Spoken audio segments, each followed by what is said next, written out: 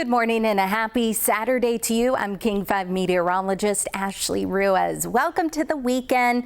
Get ready for a hot one. It's going to be pretty toasty today, but our temperatures are going to peak Sunday and start to come down a little bit by Monday. But Sunday and Monday are going to be the hottest days. Highs in the 80s, and then we'll have some 90s out there, especially tomorrow. We're also going to have very warm nights, including tonight and again tomorrow night and even Monday night, but 50s and 60s, which means very little relief from the heat. And don't forget, I know you want to head to the water. Don't forget cold water safety. Our lakes, rivers, streams, and the Pacific still very cold. Now I'll break this all down for you coming up. This is why we like to jump on King 5 Plus and then our YouTube page as well, so we can take a deeper dive into the forecast, a little weather discussion, if you will. So the big picture in terms of what we can expect the next couple of days, we have this ridge of high pressure that's going to build, and it's going to amplify over the region Sunday and Monday. So we are going to have our temperatures peak by then,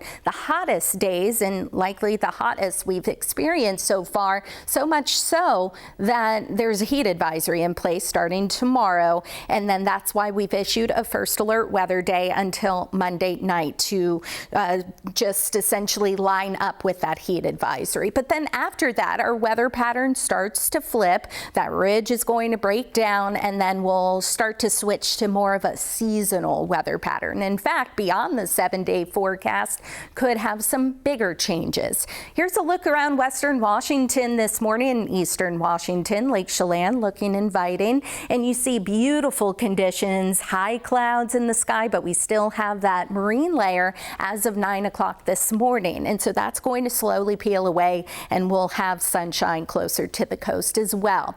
So with that being said, it's going to be toasty today, one of the cooler days, 80 degrees in Seattle, Tacoma 80. So this puts us about 10 degrees above normal for Seattle. The coast going to be in the 60s, but just inland, just a couple of miles, it's going to be warmer. So you can see all of us will be at least at 70, if not Puget Sound going to be in the 80s, but it only gets hotter. Eastern Washington going to be hot, but their temperature doesn't peak until Monday.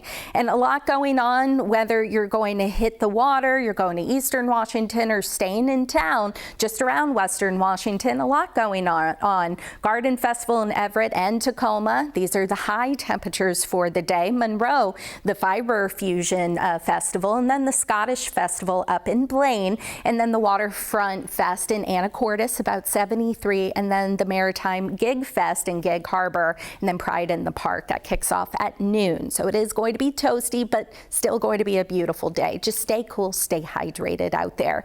If you are going to get on the water today, 2 feet or less for our inland waterways, Puget Sound, Lake Washington. The Strait could be a little choppy at times, more so the Central Strait, but going to be a nice day. Now, we talk about cold water safety, and this is why. It's still early in the season. Puget Sound, we all know, runs cold on any given day, but 55 degrees as of the latest reading. Lake Washington, Lake Sammamish starting to come up a little bit, but our rivers, 45 to 57. We still have that snow melt, and so we have the fast-moving rivers. We have a lot of that cold water still in place. And the National Weather Service has really been pushing out the importance of knowing cold water safety. Even the most experienced swimmers can quickly lose muscle control. Always wear a life jacket, common sense, always keep an eye on the kiddos, the little ones as well. And something, a fact that the National Weather Service actually mentioned, that cold water shock can be just as dangerous and severe from water temperatures running between 50 and 60 degrees as 35-degree water temperatures. So it's really important to keep that in mind, because you do want to cool down, because it is going to be quite hot and going to be nice to be out at the beach and just enjoy and soak up some sunshine if you're paddling or anything like that. Again, don't forget the life jacket. Tomorrow, heat advisory kicks in for much of the area, most of Puget Sound. That kicks in at 10 a.m. Sunday to 10 p.m. Monday. Eastern Washington for the heat advisory going to kick in at noon tomorrow, but lasting all the way until 9 p.m. Tuesday. That red color is an extreme heat watch, could turn into a warning. This is where we're expecting the triple-digit heat. Now let's take a tour, and this will also show you which areas are included in this heat advisory. So Bellingham near 80, Mount Vernon 83, you see in the foothills pushing the mid and upper 80s, and then the farther south you go, so say Everett 82, Monroe 87, Gold Bar 89, Darrington 91 included in that heat advisory. Then we get into the Central Sound, Issaquah 89, Enumclaw pushing 90 degrees, and so you see the foothills, and once again from about Seattle southward, that's where we'll have the hottest temperatures. Lower 90s, a good bet for the South Sound, Southwest Interior, the foothills, and then down I-5 from Centralia all the way down to the state line under that heat advisory. Longview 92, the beaches tomorrow, lower and mid 60s, the immediate coast, and then you see Hood Canal and the eastern portion of the Olympic Peninsula and along 101 also included in that heat advisory. So Shelton 91 degrees. In terms of records, record high temperatures are possible. Sunday, not likely Monday, just because our records for June 8th are much higher than where they are for tomorrow. So the previous record high for Seattle for tomorrow's day is 87. So 86 is our forecast high. We could tie it, if not break it. Our average high is 70 degrees. Now Bellingham around 80, previous record 82, and Olympia could come close as well. So Sunday, once again, the best chance to break records. Now let's go to Eastern Washington. So Sunday is going to be one of the cooler days for them. And don't forget Eastern Washington portions under that heat advisory. 90s for tomorrow for Eastern Washington. Now Monday, we're still going to have hot conditions, but notice the coast is trending cooler. We get a stronger push of those onshore winds, but then inland areas still going to be on the hot side, still being influenced by this ridge. But notice Eastern Washington, 90s and triple digits. Omak around 101, Yakima about 102, Wenatchee pushing 100 degrees, hence the heat alerts in place.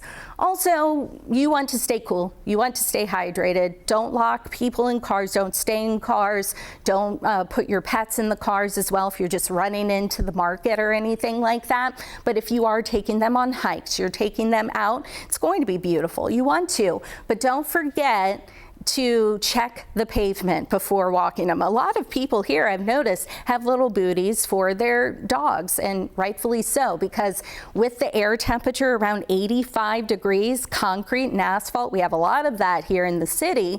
105 is what that concrete could climb up to, and with some spots reaching 90 degrees, you see that 140 is what that asphalt could warm up to, and so that could destroy their paws, of course, just like it would destroy your feet. So the rule of thumb is to flip your hand over, and 7-second rule, 5 to 7 second rule. If it burns the top of your hand, if it's too hot, it's going to be too hot for their paws as well. Not just our pets that are sensitive to heat.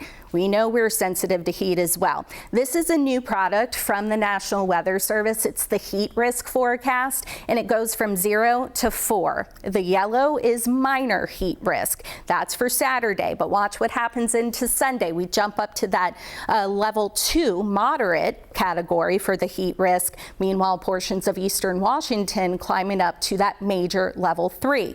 Monday as well, from about Seattle and the foothills all the way down to Olympia under that level 2 moderate risk for heat risk forecast. Tuesday, you see we're back down to that level 1. And what level 1 means, the heat could be a risk for those who are sensitive to hotter conditions, especially if you're working outside. But that level 2 risk, it's likely going to be, it could be dangerous essentially for those who are sensitive to hotter conditions if you don't have adequate cooling, especially those workers outside. If you have access to AC, please take advantage. So this is a big talking point, and I like to talk about this because this is becoming more common. Urban heat island is becoming more of a growing issue everywhere, essentially in some of our bigger areas. You think New York City, even here, where we have a lot of asphalt, concrete, and buildings. And so what happens is we heat up. Temperatures will rise faster in the city, so from Seattle to all the way to Olympia, because we have more asphalt, concrete, and just surfaces that can absorb that heat. And so we don't have as much greenery, grasses, trees. We do here in Western Washington, but more so away from the city, and then less shade. So what happens, and why we're not going to have much relief overnight, one, because our days are much longer, nights are much shorter as well. And so with the urban heat island, night, early morning, so all of our surfaces in the cities, in the urbanized area, since they retain more heat, they're going to cool very slowly. And so that's why rural areas are cooler than urban areas as well. And so with all that being said, if you open up your windows to get some of that natural AC, you just won't get it as efficiently, I guess, if you would have lows in the 40s and 50s. So take proper precautions if you can. This is not an extreme heat wave, but it is the first heat advisory that we have of the season. Unfortunately, could be a pretty hot summer. So we'll also talk about rain, because we have little to no rain in the forecast over the next 5 days. Things are turning dry, and so that's not a good sign for our drought situation, at least not for the next 7 days you see. In the estimated rain totals over the next 7 days, you see little to nothing, maybe a couple of specks up in the mountains in eastern Washington, but model guidance and then just the climate outlook beyond 7 days, so out 7 days, a week into 2 weeks, showing the potential for above normal rain, essentially above normal precipitation than what we get this season. So that is a sign of what's to come, a pattern flip, and we desperately need the rain. This is where we stand with our deficit, and it's growing. At SeaTac, now 5 inches below where we should be. Hoquiam, almost 8 inches below where we should be. Bellingham as well. That's our yearly departure. And so much so, since we haven't had much in the way of meaningful precipitation, and with that deficit growing, the latest drought monitor shows a good portion of Western Washington and then Eastern Washington, including the Cascades, under a moderate drought. And the difference between this week's update, so it was issued Thursday morning, and last week's, the yellow color, that abnormally dry category, that was expanded to include more of Eastern Washington. So that shows that things are growing to be more on that dry side instead of a lack of drought. So we'll have to see if the weather pattern does indeed flip, but model guidance and the climate outlook showing the potential for a pretty good weather pattern flip coming by the middle half of the month and maybe toward the end of the month. But until then, enjoy the nice weather, but just stay cool, stay hydrated. Heat advisory kicks in 10 a.m. tomorrow till 10 p.m. Monday. So that is why we have that first alert weather days posted for you. And then into next week, temperatures start to drop back down to where they should be. We'll have more clouds in place. And once again, beyond the 7-day forecast till about June 18th, see how temperatures are back in the 60s. So once again, closer to that seasonal average. So hang tight. If you're enjoying this hot weather, go out, enjoy it, get some of those outdoor activities underway, work in the garden, but just take care of yourself.